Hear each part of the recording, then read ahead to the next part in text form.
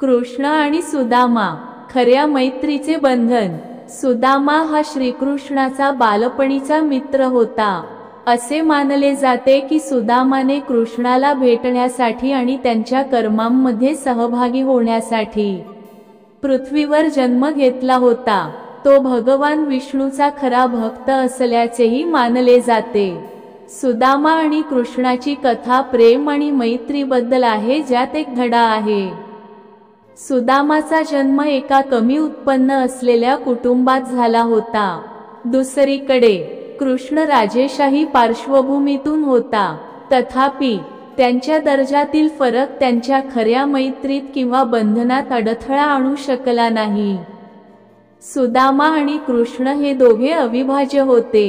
आजपर्यंत त्यांचे एकत्व हे पृथ्वीसमोर खऱ्या मैत्रीचे एक उदाहरण आहे। एकत्र शिक्षण पूर्ण केल्यानंतर अनेक वर्षे संपर्क तुटल्यानंतरही त्यांनी पुन्हा भेटण्याची आशा सोडली नाही। सुदामा आणि त्याची पत्नी गरिबीने ग्रस्त जीवन जगत होते। त्यांच्या घरी खायला अन्न नव्हते। त्याची पत्नी वसुंधरा हिने त्याला श्रीकृष्णाची आठवण करून दिली। तिने सुदामाला कृष्णाला भेटण्यास पाठवले। सुदामा कृष्णाकडे काहीही मागण्यासाठी गेला नव्हता। त्याने फक्त आपल्या मित्राची भेट घ्यावी यासाठी काही तांदूळ बांधून गेले।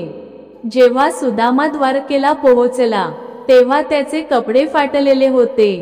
रक्षकांनी त्याला थांबवले, पण जेव्हा कृष्णाला कळले की त्याचा बालमित्र सुदामा आला आहे, तेव्हा तो स्वतः धावत गेला आणि सुदामाला मिठी मारली।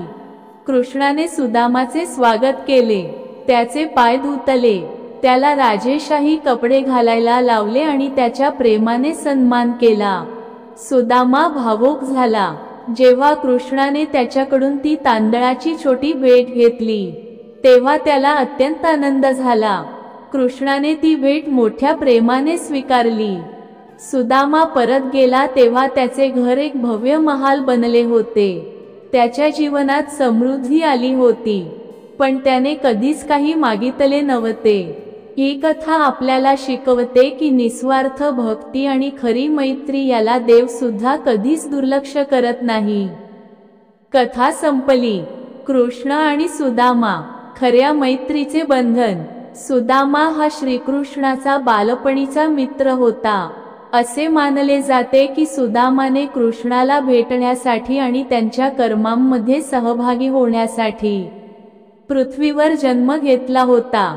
तो भगवान विष्णूचा खरा भक्त असल्याचेही मानले जाते। सुदामा आणि कृष्णाची कथा प्रेम आणि मैत्रीबद्दल आहे, ज्यात एक धडा आहे। सुदामाचा जन्म एका कमी उत्पन्न असलेल्या कुटुंबात झाला होता। दुसरीकडे कृष्ण राजेशाही पार्श्वभूमीतून होता, तथापि त्यांच्या दर्जातील फरक त्यांच्या खऱ्या मैत्रीत किंवा बंधनात अडथळा आणू शकला नाही। सुदामा